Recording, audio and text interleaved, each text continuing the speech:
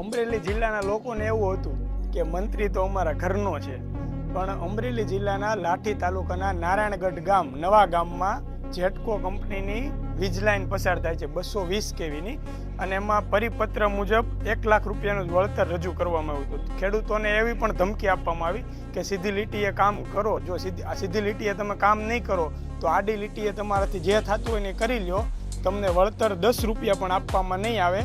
એટલે ખેડૂત પુત્ર મયુરે આ વાતને હાથે ધરી અને કામ બધું રોકાવ્યું. કામ રોકાવ્યું એટલું જ નહીં, ખેડૂતોને અમે પણ એક અપીલ કરીએ છીએ કે બધા સાથે મળીને રહ્યો, તારું મારું છોડીને કોઈ પણ ખેડૂતોનો પ્રશ્ન હોય તો બધા એકજૂટ થઈને એનો સામનો કરો, તો જ આ લોકો આપણને ટકવા દેશે, નકર આપણને ખાઈ જશે, ખોદી ખાઈ જશે. સમજો છો? જય જવાન જય કિસાન.